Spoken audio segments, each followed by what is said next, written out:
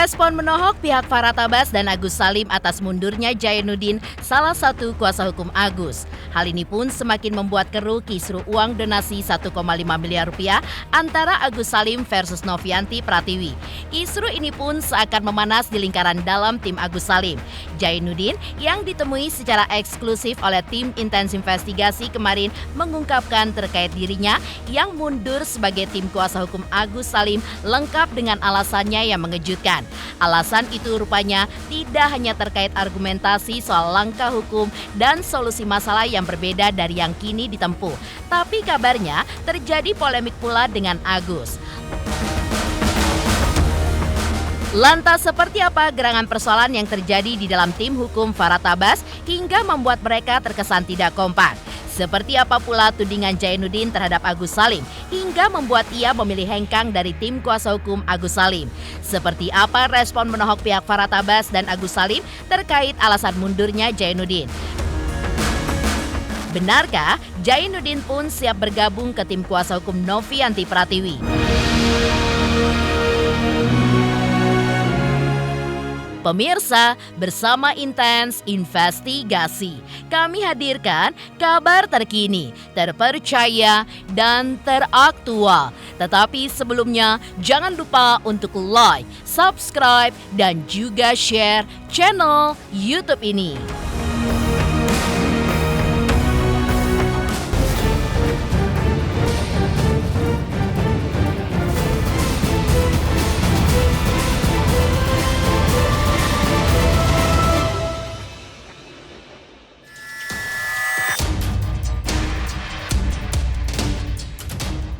Prahara hukum antara Agus Salim dengan Novianti Pratiwi yang dipicu oleh donasi 1,5 miliar rupiah pun kian membara. Gesekan Agus Salim rupanya tak hanya dengan pihak Novi, tapi juga dalam lingkarannya sendiri. Hal itu pun terungkap ketika menyuraknya kabar mengejutkan dengan mundurnya seorang kuasa hukum Agus Salim bernama Jainuddin.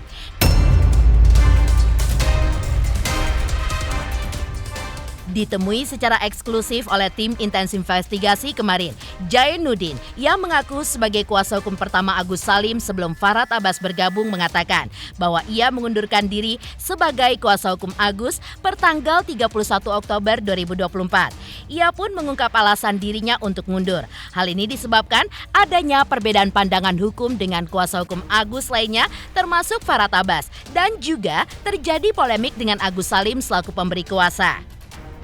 Pastinya ada beberapa hal ya yang menjadi pertimbangan kenapa harus mundur. Ya, salah satunya mungkin perbedaan cara pandang, cara melakukan langkah-langkah hukum antara saya dengan Farhad Abbas ya, seperti itu. Dan yang kedua mungkin terkait juga polemik antara saya dengan Agus ya sebagai kuasa pemberi kuasa ke kita ya. Ya terkait perbedaan dengan Farhad Abbas ini memang itu sudah terjadi sejak awal ya. Pada saat dia membuat laporan di Polda itu memang saya pribadi kurang sependapat ya, karena menghargai beliau jadi tetap saya ikutin gitu. Karena yang saya minta sejak awal itu harusnya dilakukan somasi lebih dulu gitu sebelum melakukan pelaporan. Pandang itu terkait tim ya, terkait Bang Farhad ya. Kalau saya memandang kasus ini harus diselesaikan dengan mengedepankan mediasi seperti itu kan. Tapi dari sisi Farhad Abbas kan untuk segera melakukan laporan gitu, walaupun ujung-ujungnya dia somasi juga gitu. Itu juga udah terbolak terbalik istilahnya menurut saya. Tapi ya kita saat itu ada di tim ya sudahlah gitu. Ya perlu diketahui bahwa Agus ini yang megang pertama itu kan saya gitu loh. Sebelum Bang Harbat saya minta untuk bergabung kan, saya sudah menjelaskan ini sepertinya harus somasi dulu Bang gitu kan. Jadi untuk memberikan ruang agar antara Novi dengan Agus itu bisa berdamai, bermediasi. Karena sebenarnya di podcast Denny Sumargo itu udah berdamai gitu. Hanya salah satu pihak dianggap kurang berkomitmen gitu loh. Karena berdasarkan pengakuan Agus dan keluarga bahwa setelah ada perdamaian di podcast Denny Sumargo itu, pihak Teknopi ini masih merepost, masih mengupload, dan bahkan masih meminta hal seperti mutasi rekening dan segala macam. Itulah yang membuat mereka terpukul seperti itu, dan itu yang harusnya diselesaikan. Itu kan bisa diselesaikan dengan jalan mediasi ya. Justru semerawutnya itu setelah adanya laporan.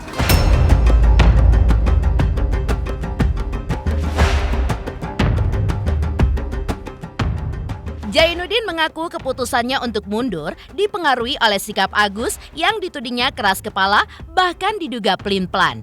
Ia mengklaim bahwa setelah ia mundur dari tim kuasa hukum Agus, ia pun sudah tidak lagi berkomunikasi dengan Agus maupun dengan Farhad Abbas. Namun, ia masih berkomunikasi dengan Wawa, anggota keluarga Agus. Jainuddin mengklaim bahwa Wawa sudah mengerti dan menerima alasan Jainuddin mundur dari tim kuasa hukum Agus. Meskipun Wawa masih membutuhkan bantuan hukum dari dirinya selaku advokat. 31 Oktober kemarin. 31 Iya. Tapi kalau dari Agus sendiri gimana? Agus saya nggak komunikasi kecuali dengan Wawa. Wawa sudah tahu. Wawa justru mengerti dan Wawa tidak justru menyayangkan hal ini terjadi gitu loh. Padahal dia masih membutuhkan saya. Mungkin Agus yang tidak membutuhkan saya gitu loh. Terkait Agus ini ya kan awalnya dia minta dimediasi dengan Bang Jun LBF. Kita coba upayakan itu kan. Dan sudah oke, dan saya mencoba meminta agar saya memiliki legal standing dan memberikan kuasa pribadi seperti itu gitu. Jadi mewakili dia gitu loh, untuk bermediasi dengan pihaknya Teknopi gitu. Namun sebelumnya dia udah oke, udah minta tolong Pak Jai biar ini selesai, biar cepat, saya pengen ini semua beres katanya. Saya nggak mau berkepanjangan di ranah hukum. Tapi esokan harinya dia berbeda lagi. Gitu, alasannya ya. Kenapa itu kalau berbeda lagi? Ya, saya nggak mengerti. Justru bahasa-bahasanya kan seolah-olah menyerang saya, mencurigai saya, dan itu maksudnya nuduh abang menyerang? Iya, mencurigai saya di saya memberikan surat kuasa itu gitu. Dia mencurigai saya padahal kan udah jelas dalam surat kuasa itu hanya kuasa memberikan agar saya bisa menghadiri pertemuan terkait upaya damai itu dan menandatangani perjanjian seperti itu gitu loh. Tapi dia dengan berbelit dengan bahasa-bahasa yang bikin saya kecewa gitu. Ya memang ya seperti itu gitu loh. Jadi dia coba sama saya itu dia coba justru berdebat, berargumentasi, padahal kan simpel gitu loh. Itu hanya selembar, iya hanya selembar gitu loh. Terus ujung-ujungnya ya dia bilang, ya saya kan harus tanya dulu ke Bang Farhad karena dia yang pertama. Nah itu juga yang membuat saya kaget tuh. Padahal abang sendiri yang pertama gitu. Dia kemarin baru ngomong gitu, Pak Jai jangan tinggalin saya, kan Pak Jai yang pertama ngurus saya, dia bilang kan. Begitu besoknya begitu dia kan. Loh, Anda ini gimana? Saya bilang, amnesia atau gimana? Baru kemarin bicara. Saya bilang, sekarang katanya Pak Harta Pak Sam, ya udah saya bilang, tanyalah saya bilang. Karena saya udah komunikasi sama Pak Harta, saya bilang kan, silakan aja, saya bilang gak ada masalah. Entah apa, kenapa, rupanya mungkin dia komunikasi dan saya sempat bersih tegang juga saat itu gitu loh. Telepon sama Pak Harta gitu loh. Dan saat itu saya bilang, udah saya keluar aja, saya bilang. Ngomong ke Pak Harta. Iya, saya bilang. Karena beberapa ini saya juga tidak dapat informasi, saya bilang seperti itu. Gak ada masalah kalau saya nggak dibutuhkan.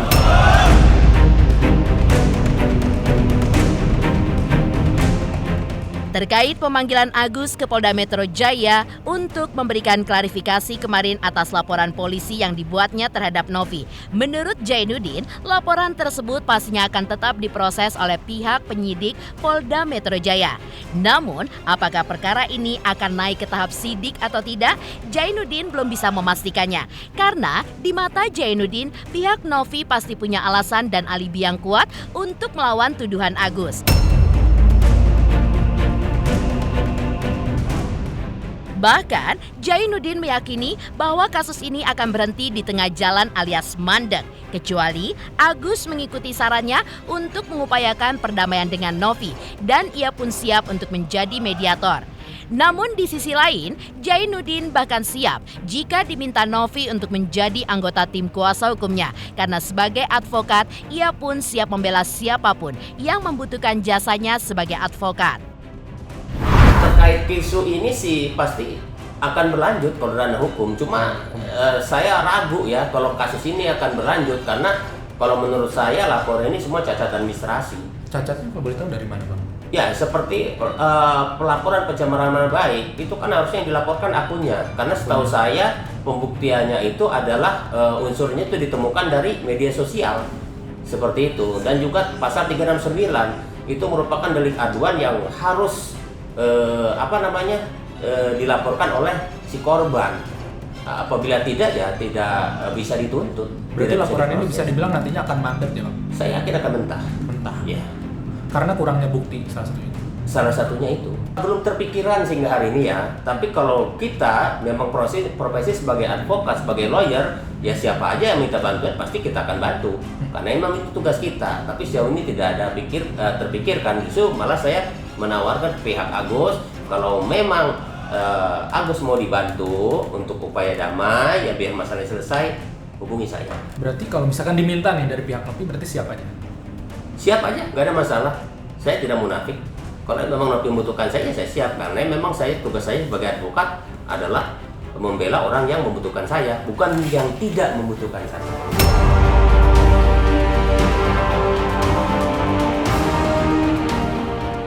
Alasan mundurnya Jainuddin sebagai salah satu tim kuasa hukum Agus Salim akhirnya mendapat respon menohok dari pihak anggota tim hukum Farhad Abbas.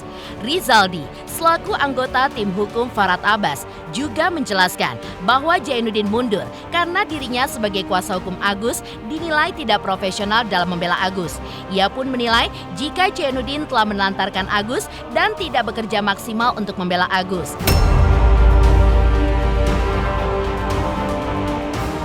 Langkah Jainuddin pun dalam pembelanya terhadap Agus dinilai tidak sesuai dengan pemikiran bersama tim, di mana Jainuddin tiba-tiba menyodorkan surat kesediaan untuk berdamai dengan Novi terhadap Agus. Padahal Agus telah melayangkan laporan polisi terhadap Novi, di mana ketika itu Jainuddin pun juga ikut mendampinginya.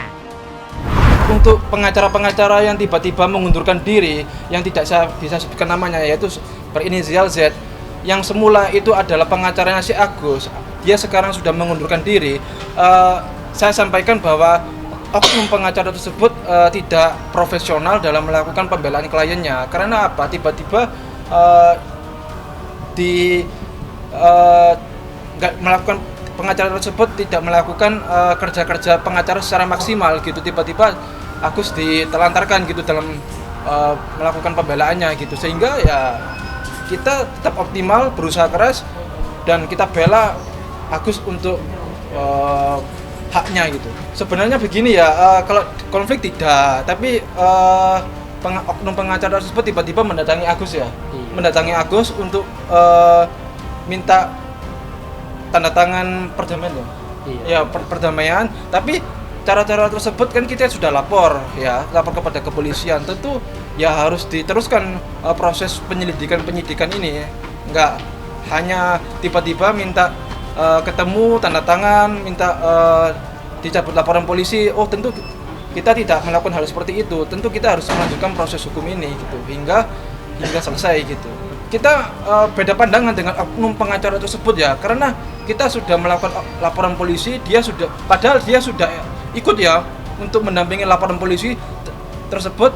Tiba-tiba dia mengundurkan diri. Ini ada masalah apa? Kalau memang ada kepentingan, ya sampaikan saja apa alasannya dia mengundurkan diri, karena apa? Apa karena hal sesuatu gitu.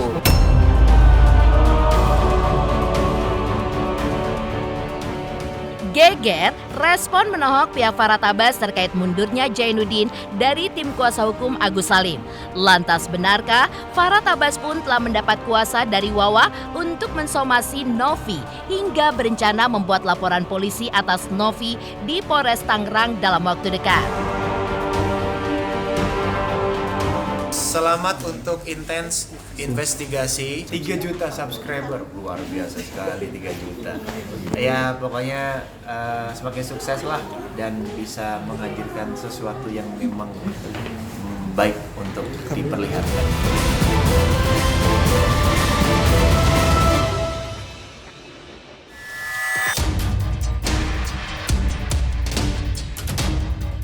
Terkait Terkait pemeriksaan Agus Salim kemarin selaku saksi pelapor di Polda Metro Jaya atas Novianti Pratiwi, kuasa hukum Agus mengungkap sebelum Agus dimintai keterangan penyidik, kondisi kesehatannya pun sempat diperiksa oleh tim dokter dari Polda Metro Jaya dan dinyatakan siap untuk menjalani proses klarifikasi. Di sisi lain, kisru uang donasi 1,5 miliar rupiah untuk Agus Salim pun kian keruh.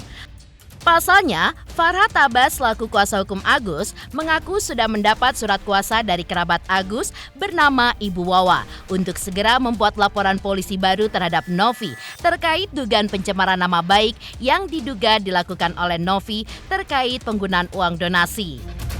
Tadi dokter sempat memeriksa dan dinyatakan bisa untuk diperiksa, sehingga Agus proses pemeriksaannya akan dilakukan pada hari ini. Nah, kemudian kami juga mendapat surat kuasa dari Neneng Sumiati, bilang hadir. Hadir. Serius. Triwulani dan Miftahul, Wulan dan Ibu Wawa. Ibu Wawa sudah melontarkan juga panggilan surat somasi dan akan melaporkan juga pencemaran nama baik. Wawa dituduh menyalahgunakan uang. Padahal uang itu adalah utuh dan tidak ada masalah. Hampir sebagian besar dukungan yang diberikan kepada kami, alhamdulillah. Intinya mereka sangat kecewa, miris melihat sikap Novi yang menguasai uang itu. Tidak memperhatikan, mempertimbangkan kondisi kesehatan daripada Novi. Ya, ini adalah persaingan antara seorang yang tidak mengerti hukum, yang berani mempermalukan, memfitnah, melakukan upaya-upaya kezaliman, fitnah kepada Novi, yang menuduh Agus menggunakan atau menyalahgunakan keuangan, padahal tidak ada keuangan yang disalahgunakan. Itu bukan aliran dana gelap atau ilegal. Saya jamin 1000%. Dinas sosial pun tidak akan berani mengambil uang dari Agus, karena itu adalah sumbangan sukarela. Pada saat minta silahkan membantu Agus dengan ikhlas. Nggak dikenain pajak juga, nggak ada. Jangan terlalu diperbesar-besarkan. Justru yang bisa dikenai adalah kenapa uang Agus tersebut bisa ke Novi sebesar 1,3 miliar ke yayasannya. Ya. Jadi ini adalah upaya Novi untuk mempermalukan Agus.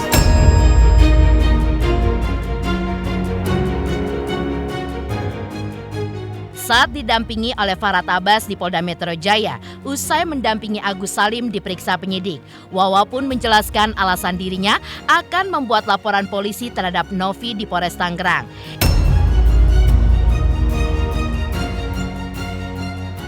Di mana ia memiliki sejumlah bukti dari aksi Novi yang diduga telah melakukan pencemaran nama baik atas dirinya dan juga keluarganya melalui postingan story di sosial medianya yang seakan memojokkan ia dan keluarganya terkait penggunaan uang donasi milik Agus yang dituding untuk bayar hutang. Dengan cara-cara, hey guys, ternyata uang 1,5 miliar tidak digunakan untuk berobat, dianggap warisan, menggiring sehingga membuat Agus dan keluarga dihujat di media sosial, dan ada petisi mengatakan bahwa disiram air keras, dirusakin matanya, mereka sangat terancam, begitu Bu? Iya. Nah Ibu jelaskan dulu kenapa Ibu sangat terancam, sebelah kiri. Sini. Apa yang membuat Ibu nggak nyaman dan keluarga? Ini bukti-bukti. Saya simpen buktinya semua. Bukti apa Bu? Itu bukti apa Bu? Bukti apa Bu? Kalau kita sempat bikin story-nya di Banopi, padahal waktu di Densu itu kita udah sempat klarifikasi ya, dan mengakui kesalahan, dan Mbak Densu kan Sebenarnya kesalahannya tidak ada, kamu yang ngaku salah. Masalah uang dari Agus ke dia memang ada, tapi kan udah dikembalikan. Karena dia tidak berpikir dia menggunakan dana orang, itu kan dananya Agus. Itu saja, harusnya kekurang tahuan dan kesalahan mereka ini ditutupi. Ini malah dipermalukan, dihina, difitnah, dan digiring untuk menjadi bersalah. Mbak Novi bilang saya pakai uang 100 juta. Nah, Tapi itu sebenarnya saya nggak merasa pakai uang 100 juta. Yang diterima awal berapa? Itu hanya anaknya, Anak Agus saya. membantu. Kalau waktu kejadian saya lagi di rumah sakit Keramat Jati ngurus Mas Agus, jadi saya benar-benar nggak tahu. Pulang dari rumah Keramat Jati, saya baru dijelasin sama abahnya Agus kalau ada transferan. Dan saya foto saya yang silaturahmi ke rumah Mbak Novi itu dibikin story sama dia. Dan anak saya pun yang lagi di rumah sakit terus dicecer sama Mbak Novi untuk minta donasi sampai dia depresi. Ini namanya menghajar dan mengejar orang buta. Agus sekarang saya nggak tega dia diperiksa, tapi tadi udah diperiksa dokter. Ini Dan- bukti anak saya dibikin malu, Tahan, Bu. dibikin historinya Mbak Novi. Ada kata-katanya apa? Kata-katanya, Mbak, semoga sembuh ya, katanya kok sudah kelihatan. Ini kok bisa gelap ini? Ini kan udah dibikin satu bendel, cuman tadi nggak kebawa buktinya. Katanya masuk IGD ya karena depresi katanya. Waktu masuk transferan duit dari Mas Agus nggak buat bayar hutang katanya. Rumahnya nggak depresi katanya. Pokoknya cacian, Intinya hinaan, cacian ejekan dan kepada keluarga ini akan dilaporkan. story di Mbak Jadi Novi tidak Kita hanya punya banyak buktinya. membuat laporan penghinaan dari Agus saja, tapi 3 ibu dan anak ini akan melaporkan. Mungkin di Polres Tangerang biar nggak terlalu jauh ya.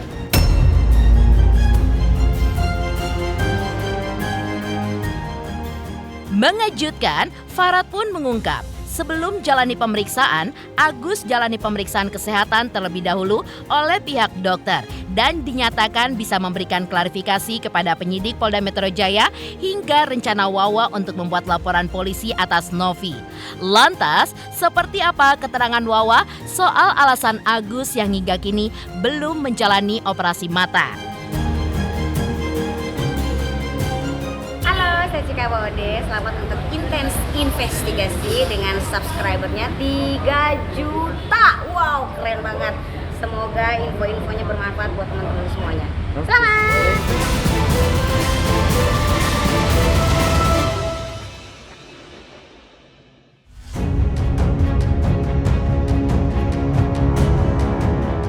Di tengah kisru donasi 1,5 miliar rupiah untuk Agus Salim versus Novianti yang berujung di ranah hukum. Rupanya Agus pun belum bisa menjalani operasi mata.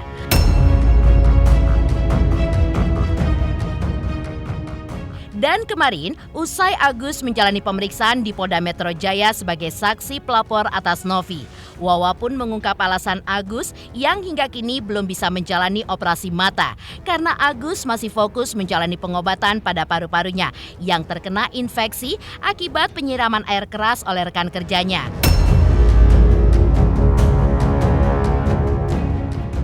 Tak hanya itu, alasan lainnya adalah kesibukan dokter yang juga menjadi salah satu rintangan. Pasalnya, Agus yang semula dijadwalkan untuk dioperasi pada tanggal 7 November diundur lagi lantaran kesibukan dokter yang begitu padat. Lantas benarkah Agus akan menjalani operasi mata dengan menggunakan uang donasi atau menggunakan BPJS? Seperti apa kondisi mata Agus hingga saat ini? Benarkah sebelah mata Agus sudah bisa melihat lagi?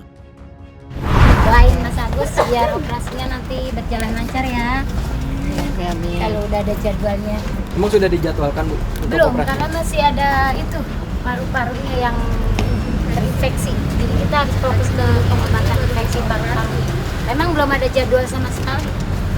Karena memang tadinya jadwalnya tanggal 7 tapi ternyata dokternya padat jadwalnya. Nanti kalau ada jadwal operasi juga dikabarin. Kan uangnya udah sama Mbak Novi semua, belum ada kita pakai ya. Oke. Itu Mbak Novi aja. Masih menerima gak, Bu? Atau Mas Agus masih menerima gak?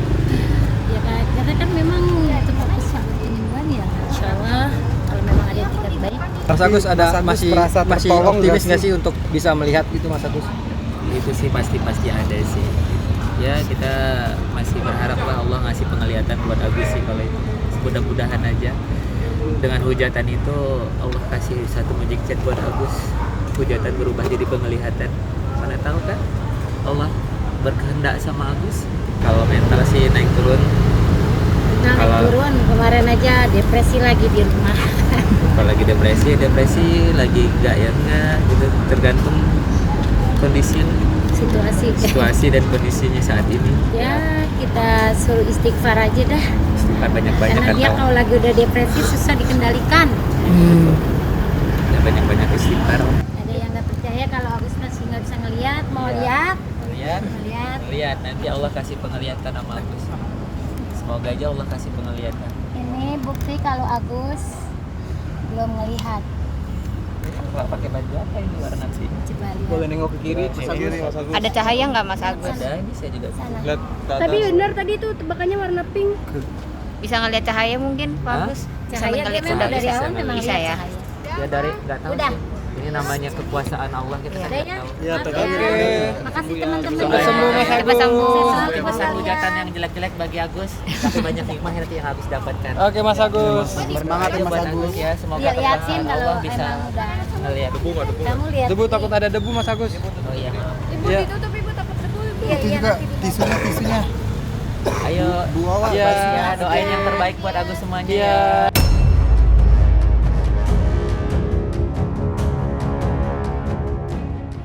Demikian pemirsa, kabar terkini, terpercaya, dan teraktual yang kami hadirkan hari ini.